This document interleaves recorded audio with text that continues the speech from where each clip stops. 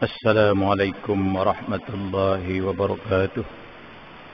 الفاتحة. أعوذ بالله من الشيطان الرجيم. بسم الله الرحمن الرحيم. الحمد لله رب العالمين الرحمن الرحيم مالك يوم الدين. إياك نعبد وإياك نستعين. اهدنا الصراط المستقيم صراط الذين أنعمت عليهم غير المغضوب عليهم ولا الضالين. آمين. الحمد لله رب العالمين والعاقبة للمتقين ولا عدوان إلا على الظالمين. أشهد أن لا إله إلا الله وحده لا شريك له، وأشهد أن سيدنا محمدا عبده ورسوله صلى الله عليه وسلم لا نبي بعده. سبحانك لا علم لنا إلا ما علمتنا إنك أنت العليم الحكيم. ولا حول ولا قوة إلا بالله العلي العظيم. وقال المؤلف رحمه الله تعالى: ونفعنا بعلومه في الدارين amin ya rabbal alamin. Tuan-tuan muslimin, muslimat, as-saimin was-saimat rahimakumullah. InsyaAllah kita sambung pagi ini muka surat 160. Iaitulah sambungan daripada bab yang kelima.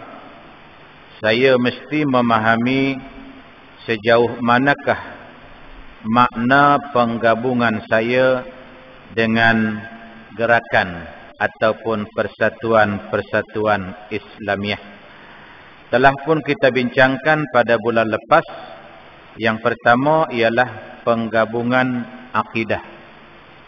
Tuan-tuan, kalau kita nak menyertai mana-mana, sama ada dinamakan politik ke, dinamakan NGO ke, ataupun apa sahaja nama persatuan atau kumpulan itu, pastikan selidik dulu dari segi pahaman akidah dia.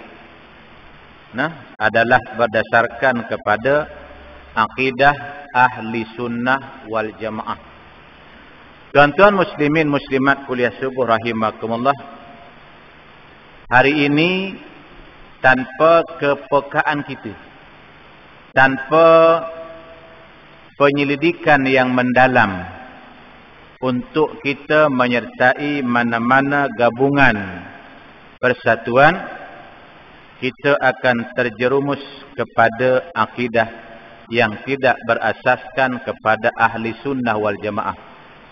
Malah mungkin kita akan termasuk dalam golongan yang membantut ataupun yang akan merencatkan gerakan-gerakan Islam untuk memartabatkan agama Allah di atas muka bumi ini.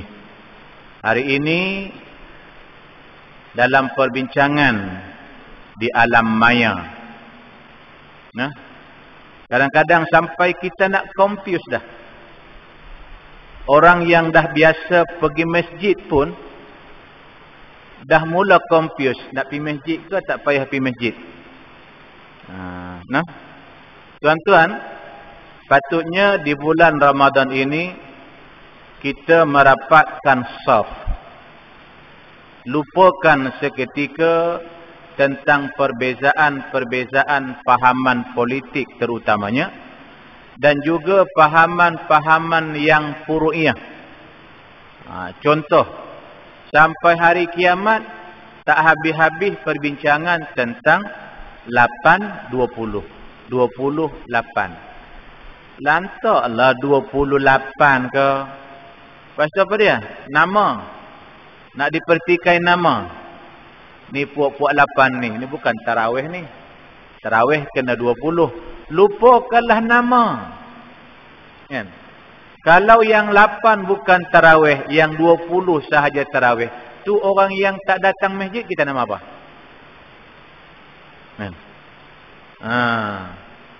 Lantaklah apa nama dia? Senang je. Kita pergi kepada perkara yang sunat ni. Masalah bab sembahyang sunat. Bila kita lakukan di waktu malam, dia 2 kategori sahaja.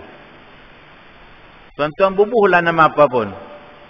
Tapi dia masuk dalam 2 kategori.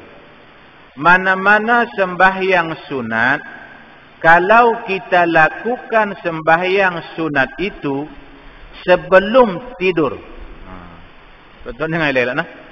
Mana-mana apa sembahyang sunat, bubuhlah nama dia. Usolli sunnatal hajati, usolli sunnatat tarawih, usolli sunnatal apa lagi? Taubah, usolli sunnatat tasbih. Bubuhlah apa nama usolli, asalkan sembahyang sunat yang dilakukan sebelum tidur, nama dia qiyamul lail. Masuk dalam kategori qiyamul lail.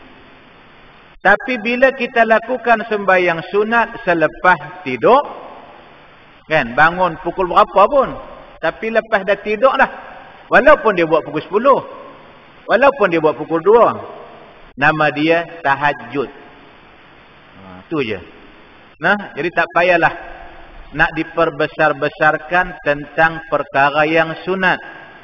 Sepatutnya yang kita perbesarkan ialah sembayang ke tak sembayang, minum arak ke tak minum arak, berzina ke ataupun menikah, berniaga ke rasuah.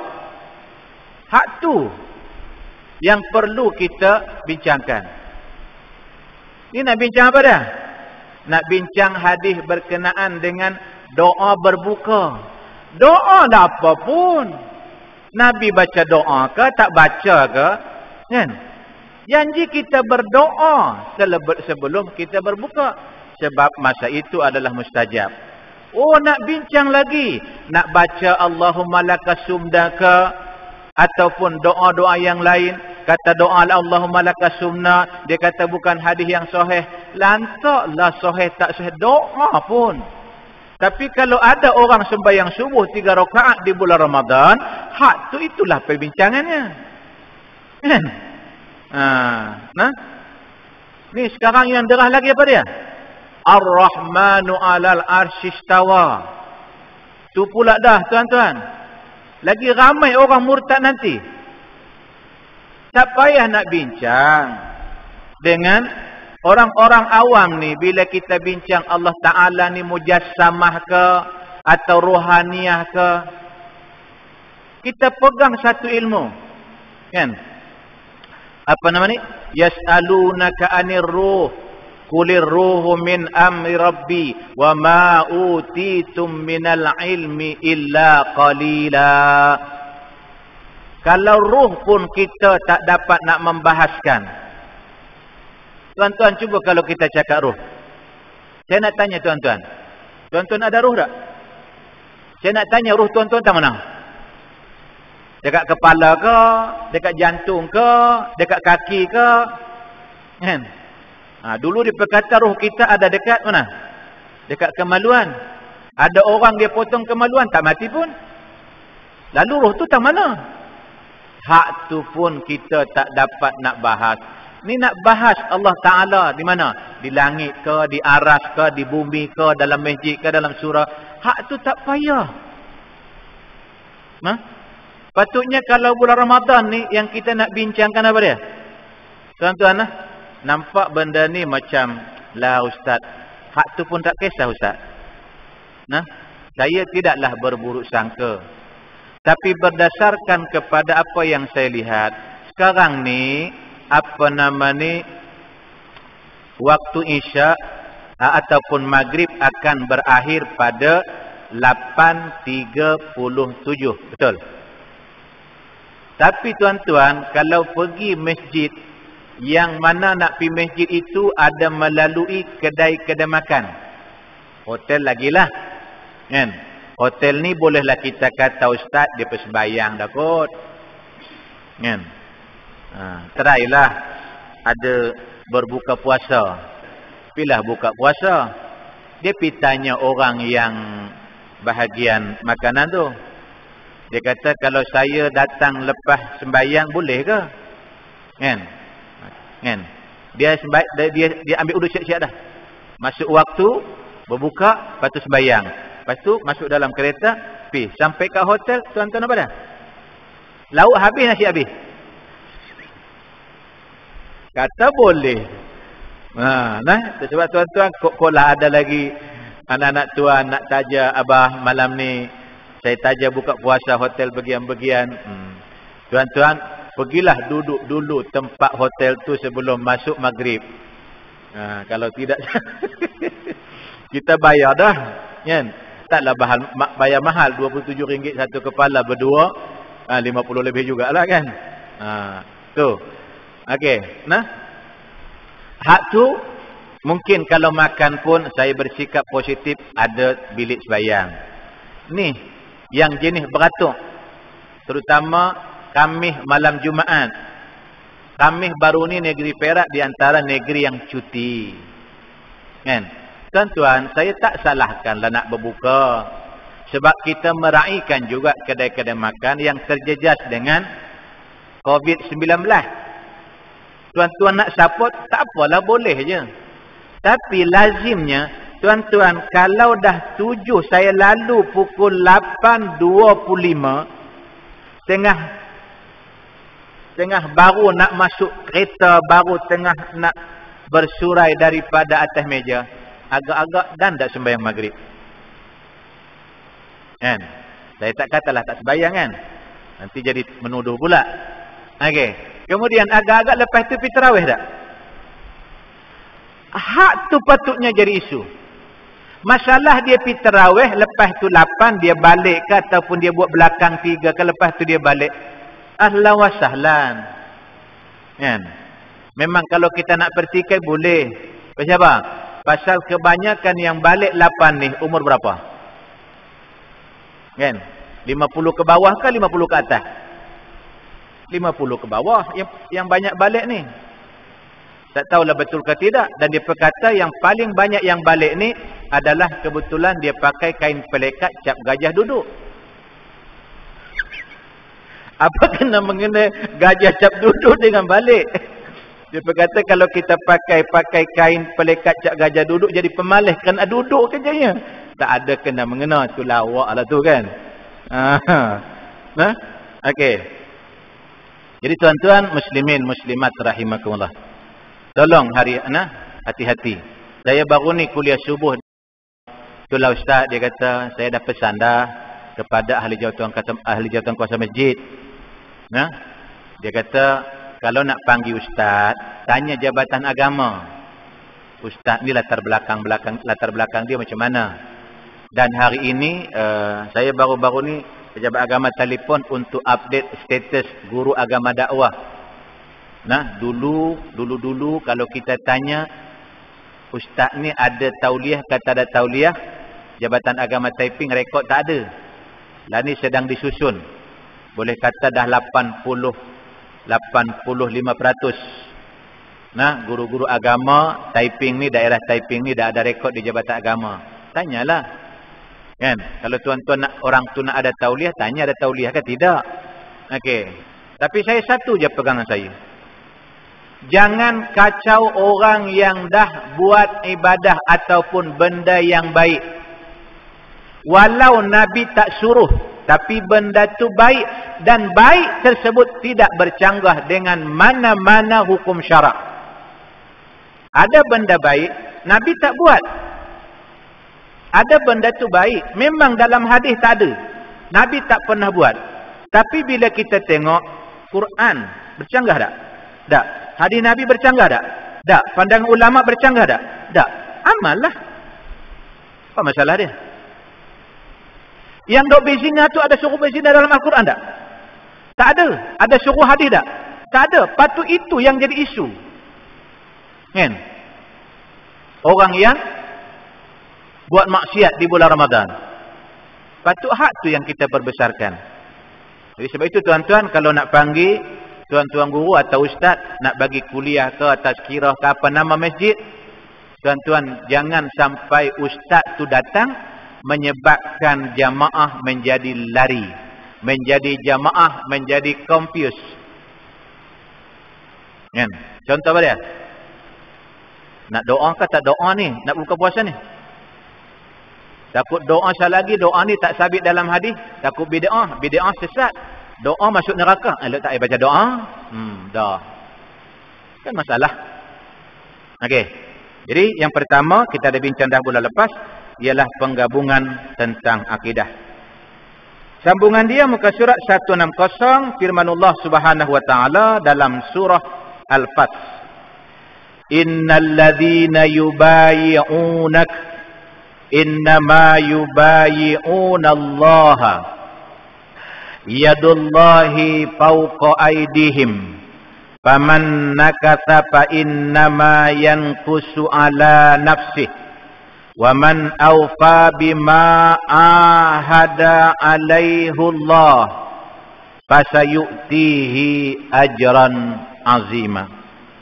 Sesungguhnya orang-orang yang berjanji setia atau masyhurnya bai'ah dengan kamu, maksudnya Rasulullah ataupun orang-orang yang berpegang kepada agama Allah, sebenarnya mereka berjanji setia kepada Allah. Kita bila berjanji masuk dalam mana-mana kumpulan, kita bukan berjanji dengan kumpulan itu. Kita adalah berjanji atas nama Allah.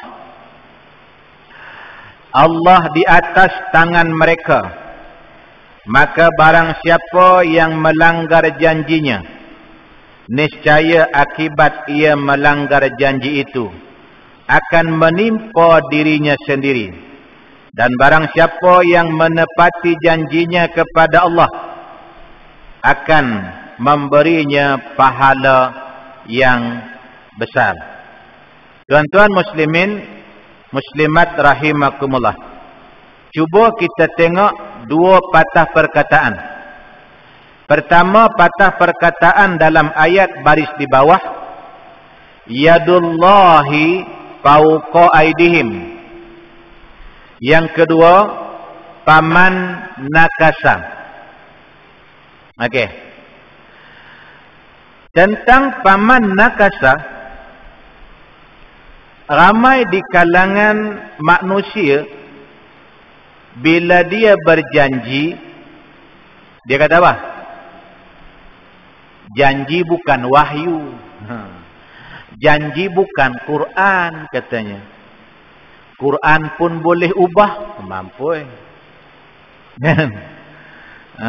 Sebab itu kita berjanji masuk dalam persatuan itu. Kita berjanji, contoh kalau saya kata, pilihlah saya. Kalau saya menang, saya akan bagian. Kan? Lepas tu, ditakdirkan Allah, tuan-tuan pun pilih saya menang.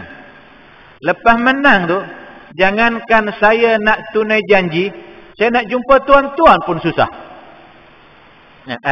Tuan-tuan nak jumpa saya pun susah. Sebab itu bahawa bila kita berjanji, kita bukan berjanji dengan orang tu yang depan kita tu. Kita berjanji tu atas nama Allah Ta'ala. Apa dia? Amanah. Kan? Maka bila mana kita telah menerima amanah, kita kena tunaikanlah amanah. Maka bila kita tak tunai amanah, jaga. Tuan-tuan, ada sabit dalam hadis, saya lupa tajuk dia. Di antaranya pernah dibaca oleh Ustaz Samsuri. Dalam hadis tersebut ada dalam kitab Bahrul Mazi. Tuan-tuan, orang yang menipu rakyat dia menjadi pemimpin kepada rakyat tu, dia tipu rakyat tu, tak cium bau syurga. Padahal bau syurga tu 500 tahun perjalanan. Jangan dok main-main kata, kan, janji bukan Quran, janji bukan Quran, tak. Sebab itu dia kata sini, paman nakasa. Kan? Siapa yang orang yang dia tak tunai janji dia ataupun melanggar janji dia, tunggu. Fa inna ma yanqusu ala nafsih. Akibat daripada langgar janji dia tu akan menimpa dirinya sendiri. Tunggulah saat dan ketikanya. Kalau awak tak dibalas di dunia ini, Allah akan balas di hari kiamat. Yang kedua, baris yang atas sekali, ini juga diantara yang diperbincangkan oleh ulama salaf dan ulama khalaf. Ya? Sebab itu saya kurang bersetuju, tapi dia terjemahkan kepada makna mufradat yang sebenar. Di sini dia terjemah yadullahi fawqa aydihim. Dia kata dan mana tadi? Tangan. Allah, dia kata tangan Allah di atas tangan mereka. Sebab itu ulama salaf, ulama dulu selepas daripada tabi'in, di zaman Nabi pun tak terjemah, sahabat pun tak terjemah tentang perkataan yadullaha fawqa aydihim.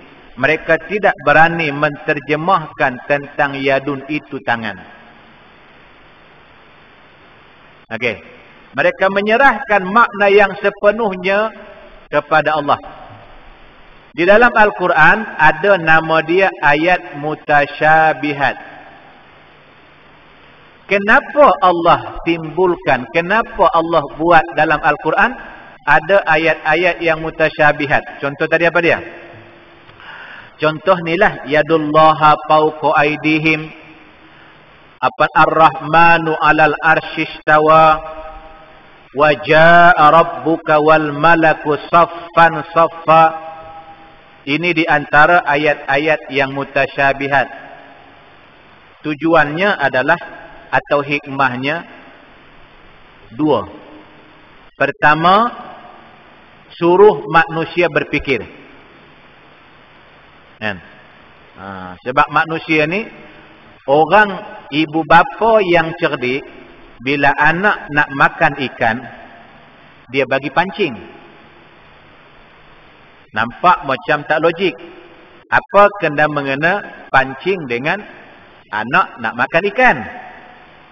Tapi bila dipikir-pikirkan, perbezaan orang tua yang bagi pancing kepada anaknya yang nak makan ikan, berbanding dengan ibu bapa, dia terus bagi duit atau beli ikan bagi anak makan.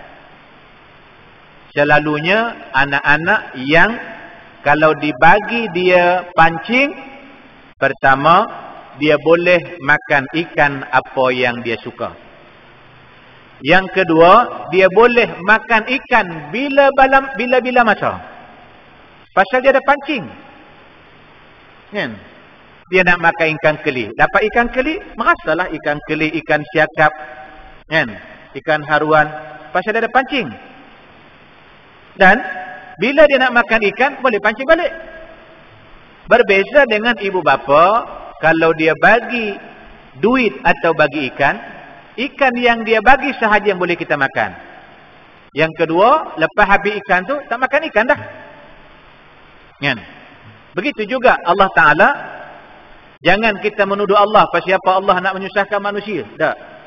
Ayat mutasyabihat, di antara hikmah dia yang pertama, Allah nak suruh manusia ni berfikir. Sebab itu dalam Al-Quran banyak ikut apa dia?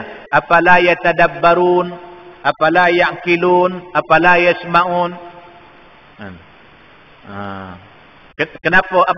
Kenapa kamu tidak mendengar? Kenapa kamu tidak berakal? Kenapa kamu tidak berfikir? Maka ayat mutasyabihat di antara hikmah dia yang pertama adalah nak suruh manusia berfikir. Yang kedua, Allah nak tengok. Kalau aku bagi tahu macam ni, kamu faham tak? Allah nak tunjuk kepada kita, ilmu kita terbatas. Wa ma utitum minal ilmi illa qalila. Aku bagi ilmu kepada kamu sikit je. Okey. Jadi ulama salaf dia tidak menterjemahkan fauqa dengan aidihim. Ya apa? Dengan tangan. Tidak menterjemahkan yadullahi, tidak menterjemahkannya dengan tangan, dibiarnya sahaja. Apa dia yadullah? Yadullah lah. Lalu ulama khalaf, ulama kemudian ini dengan beradabnya mereka tanpa menunjukkan kesombongannya, tetapi dengan bertujuan supaya orang awam memahami maksud daripada yadullahi, mereka tukar yadun tangan itu dengan makna kudratullahi fauqa kudratihim. Maksudnya kuasa Allah di atas kuasa mereka. Apa logik ulama khalaf menterjemahkan yadun dengan kudrat? Okey, saya bagi 3 contoh. Teksi, lajunya teksi daripada Batu Kurau, laju bahu. Bila tuan-tuan berdiri kat depan ni, pi huluk tangan, teksi tu, bas tu berhenti. Kan? Cuba kalau tuan-tuan huluk badan, gostan balik. Huluk badan, gostan balik. Agak-agak dia singgah ke dia marah? Kan? Silat-silat hari bulan kalau jenis pemarah, hoi, nak mampu je. Mungkin dia akan keluarkan perkataan yang kesat. Hoi, nak mati ke? Dah bosan hidup dah. Kan? Ataupun tuan-tuan cuba laju bah dengan teksi tu, tuan-tuan nak pergi typing. Angkat kaki sebelah, tahan dengan kaki. Agak-agak dia berhenti tak? Maka ada hubung kait tangan dengan kuasa. Kuasanya tangan ni, kita tahan macam ni. Tu. Hingga bah tu. Apa lagi? Kalau dalam mahkamah, yang ketuk hammer kayu tu, dengan apa? Tangan. Kan? Apa nama ni, hakim tu, sebelum dia ketuk tu, walaupun dia kata, contohnya ni, setelah meneliti pendakwa raya dan juga peguam bela dengan masa yang telah bla bla bla bla bla bla bla, maka dengan ini kamu didapati bersalah dan kamu akan dijatuhi hukuman denda RM50,000 tunai, contoh macam tu. Kan? Ataupun kamu dapati bersalah melakukan pembunuhan tersebut, maka kamu didapati bersalah, dihukum 5 tahun penjara. Tuan-tuan, sebelum dia ketuk tu, tiba-tiba ada orang bangkit, hakim yang mulia, sebenarnya yang bunuh tu saya. Agak-agak macam mana? Boleh cancel tak? Boleh cancel? Tapi kalau dia habak, tum, angkat tangan ke, angkat kaki ke, angkat meja ke, hakim tu dia bangun, dia masuk bilik dia. Kalau rasa terpuas hati, jumpa di mahkamah rayuan. Itu jawab dia. Maknanya, logik lah. Yang ketiga, tuan-tuan, kalau kita pilih raya, pangkah dengan apa? Tangan. Tengok. Hebatnya tangan-tangan yang pangkah ni, mana-mana banyak tangan yang memangkah A lah jadi wakil rakyat.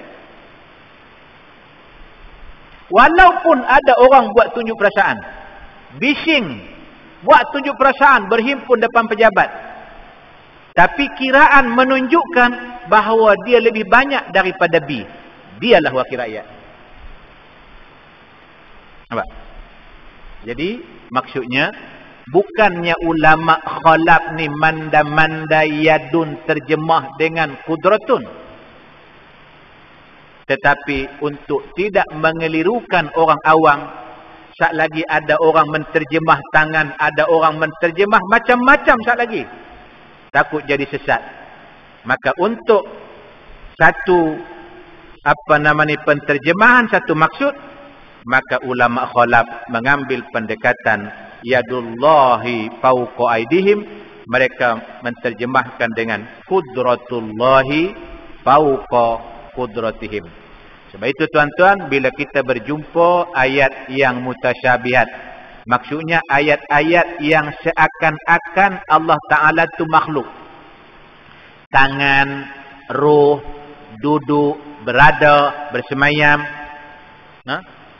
Apa-apa yang melibatkan dengan Allah, pegang satu ayat Al-Quran, laisa kamislihi syai'un wa huwas sami'ul basir.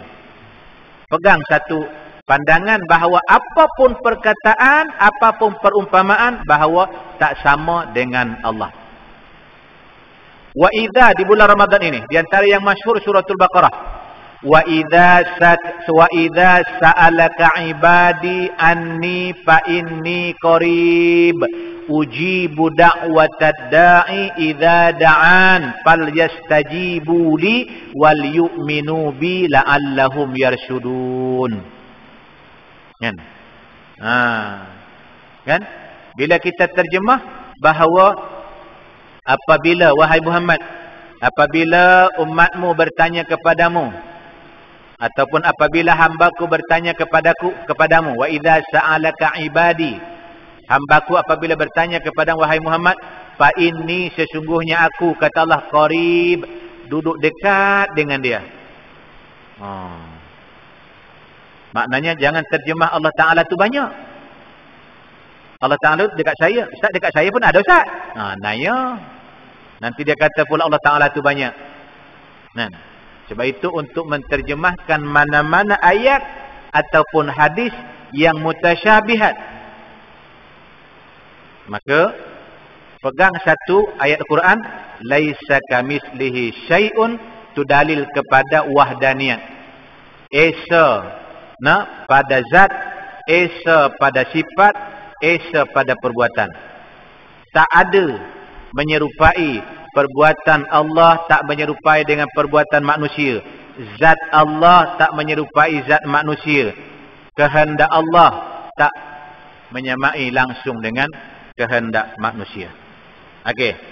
Jadi dia kata harakah Islamiah juga menolak penggabungan yang didorong oleh semangat dan perasaan yang melulu.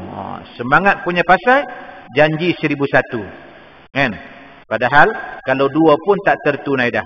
Tapi ketika itu oleh kerana dipengaruhi oleh semangat dan perasaan, dia telah berjanji ataupun memasuki sesuatu perkara yang melulu. Kerana Islam itu sendiri adalah sistem yang ditegakkan atas dasar kepahaman. Juga kerana matlamat bekerja untuk Islam itu sendiri adalah untuk menegakkan manhaj hidup Islam di dalam masyarakat, di mana perlaksanaannya dilakukan dengan penuh kesedaran. Sebab itu kalau kita nak masuk dalam gabungan-gabungan Islam, aku nanti nak pegang jawatan apa? Aku nanti nak dapat berapa? Jangan masuk, nanti kecewa. Ketelitian dan secara objektif. Oleh yang demikian, kesedaran yang timbul dari akidah, kesedaran dan bentuk haraki dan pegangan yang kukuh dari segi sudut amalan merupakan perkara yang disyariatkan untuk penggabungan diri dengan gerakan Islam. Bahkan keteguhan pendirian seseorang dalam melaksanakan amal-amal dakwah dan jaminan untuk terus kekal bersama arus dakwah serta turut mengecap kejayaan menuntut seseorang itu memiliki kepahaman yang betul dan kesedaran yang murni terhadap makna dan penggabungan ini. Sebab itu dalam persatuan-persatuan, kalau dalam politik Islam sendiri pun kita akan melihat ada tokoh-tokoh Islam. Mereka berhenti ataupun keluar di pertengahan jalan.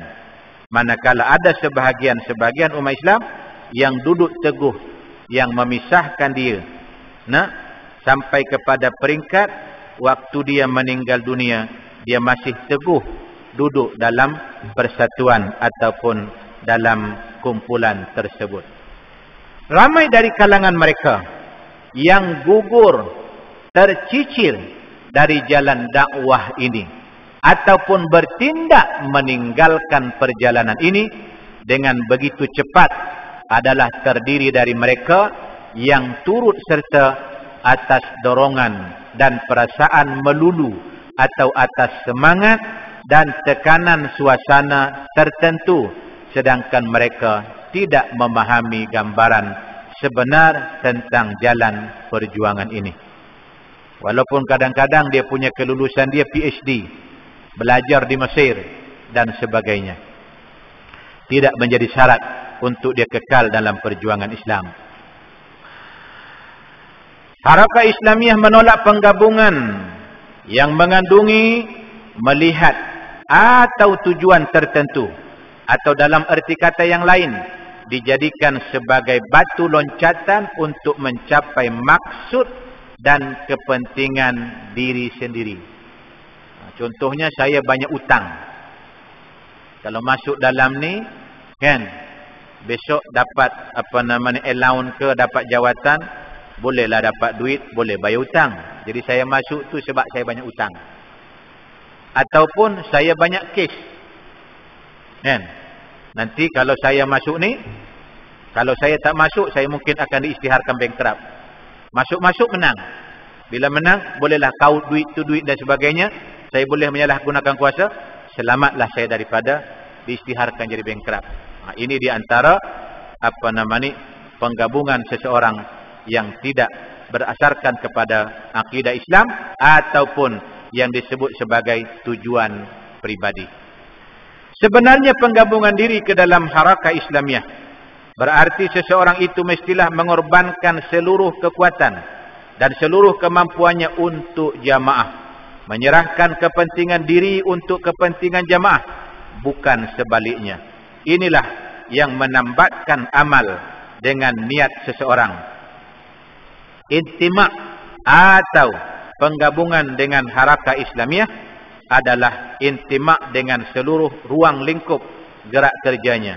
Oleh yang demikian, tidak seseorang yang bergabung dengan harakah Islamiyah mestilah membersih atau menyucikan dan memurnikan diri dan jiwa mereka dari segala kepentingan yang rendah. Rasulullah SAW bersabda, "Innamal a'malu binniyat wa innamal likulli imri'in ma nawa, faman kanat hijratuhu ila Allah wa rasulih fa hijratuhu ila Allah wa rasulih, faman kanat hijratuhu lidunya yusibuha au imra'atin yankihuha fa hijratuhu ila ma hajara ilaih." Sesungguhnya hanya saja amal itu dikira dengan niat. Sesungguhnya ganjaran bagi setiap orang itu diberi berdasarkan apa yang ia niatkan. Maka barang siapa yang hijrahnya kepada Allah dan Rasulnya, maka balasan hijrahnya ialah pahala kerana Allah dan Rasulnya. Dan barang siapa yang berhijrah untuk dunia yang diingininya, ataupun kerana wanita yang ingin dikahwininya, maka balasan hijrahnya ialah apa yang ia niatkan. Hadis muttafaqun alaih, dan hadis ini diletakkan oleh Imam Nawawi dalam hadis 40, iaitu diletak pada hadis nombor 1. Selalunya bila nombor 1, maknanya dia sangat penting, dia menjadi satu keutamaan. Maknanya para ulama melihat bahawa bab niat ini adalah yang paling utama dalam kehidupan kita. Sebab merujuk kepada hadis ini, atau dia panggil, kalau Quran dia panggil asbabun nuzul, kalau hadis dia panggil asbabul wurud. Hadis ini timbul pertanyaan sahabat kepada Rasulullah, adakah semua yang ikut hijrah ke Madinah dapat pahala yang sama? Pasal kebetulan dalam banyak-banyak yang pergi hijrah, ada seorang lelaki, dia ikut hijrah tapi bukan kerana Nabi, Tapi oleh kerana ada seorang perempuan, dia jatuh cinta dengan perempuan tu.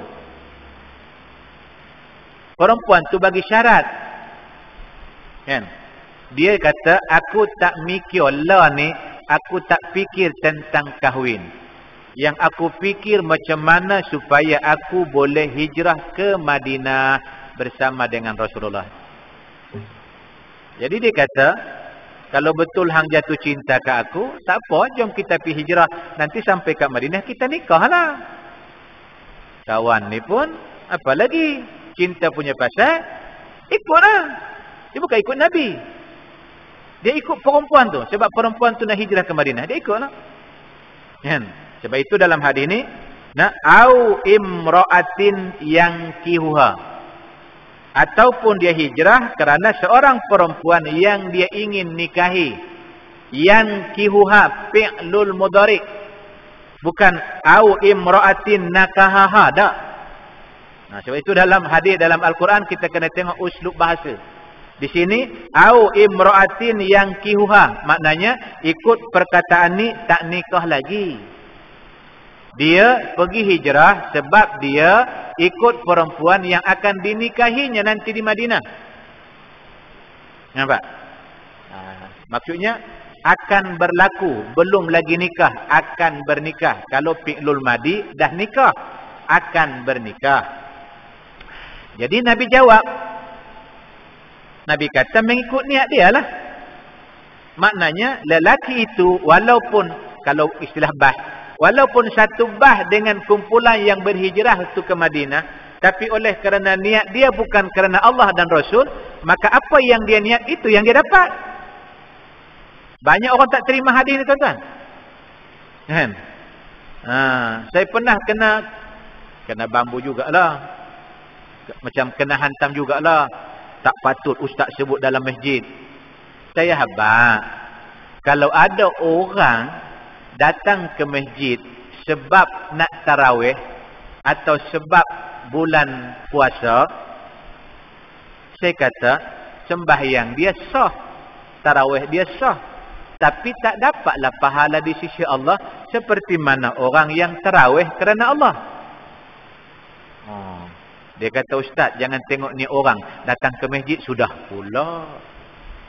Saya baca hadis ni lah. Saya kata, ni lagilah zaman Nabi, bukan zaman lo ni, zaman Nabi. Sahabat tanya, ya Rasulullah, sini laki tersebut, dia hijrah bukan sebab nak ikut kami, ikut Nabi, tapi sebab dia nak nikah dengan perempuan tu. Nabi kata, apa yang dia niat lah.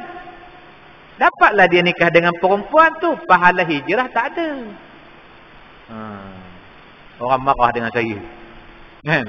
Dia kata jangan tanya niat orang lah. Kalau tak tanya niat nak pergi buat ibadah buat apa?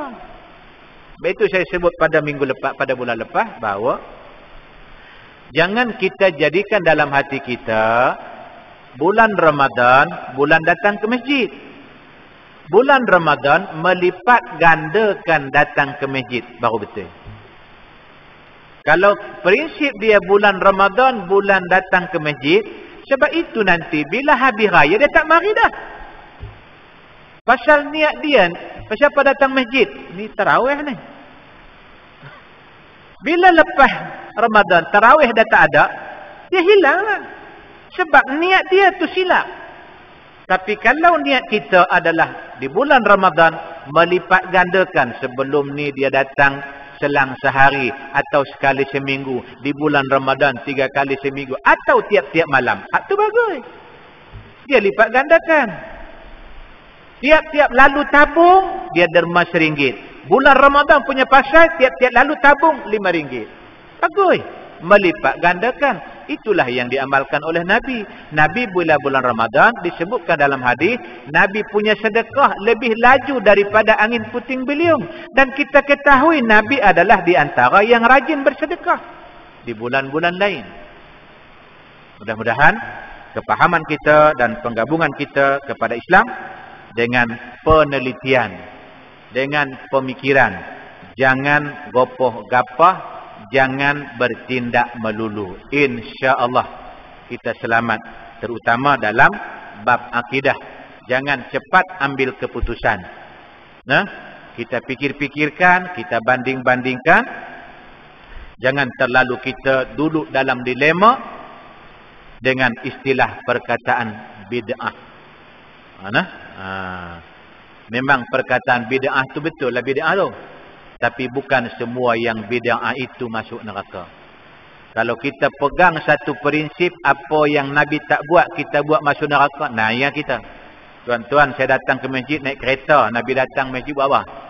Naik unta, nah ya kita. Nah, tuan-tuan datang masjid pakai baju Melayu dengan kain pelekat, Nabi pakai macam tu ah? Nah ya kita. Nah, janganlah bid'ahkan semua. Tapi kalau yang basic, yang rukun tersebut ditambah-tambahnya, nah, tambah bilangan rakaat sembahyang fardu, tambah rukun Islam jadi 6, tambah rukun iman jadi 7, itu bukan setakat bid'ah dah. Kan? Itu banyaklah istilah-istilah yang tak sepatutnya. Okey. Insya-Allah kita akan bincangkan yang kedua, penggabungan untuk masa depan. Masa depan ni bukan maksudnya dunia je. Nah, sebab itu dalam doa, tuan tengok dalam ayat dah. Wa minhum may yaqulu rabbana atina fid dunya hasanah wa ma lahu fil akhirati min khalaq. Kita tak mau yang tu. Kita mau yang kedua. Wa minhum may yaqulu rabbana atina fid dunya hasanah wa fil akhirati hasanah wa qina adzabannar. Kita ni yang kedua ni. Kita yang nombor 2 ni. Jangan ambil yang pertama. Sebab ada manusia ni, may yaqulu rabbana atina fid dunya hasanah, jadikan kami dunia ini kaya raya, bagus, berpangkat dan sebagainya. Masalahnya wa ma lahum fil akhirati min khalaq, akhirat tak ada bahagian. No. Kita nak dunia kita mencapai matlamat mardatillah, di hari kiamat kita dapat berjumpa dengan Allah Subhanahu wa taala di dalam syurga. Mudah-mudahan kita termasuk dalam golongan tersebut. Aqulu qawli hadza wa astaghfirullahal azim li wa lakum wa lisairil muslimin wal muslimat fastaghfiruh innahu huwal ghafurur rahim. A'udzu billahi minasy syaithanir rajim. Bismillahirrahmanirrahim. Alhamdulillahi rabbil alamin.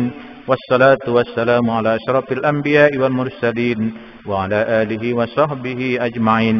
Allahumma ighfir lana dhunubana wa liwalidina warhamhum kama rabbawna shighara. Bijudika amin wa bimtinanika amin wa ya khairal mas'ulina ya Allah. Allahumma ati riqabana wa riqaba abaina wa ummahatina wa jaddina wa jaddatina minan nari ajma'in.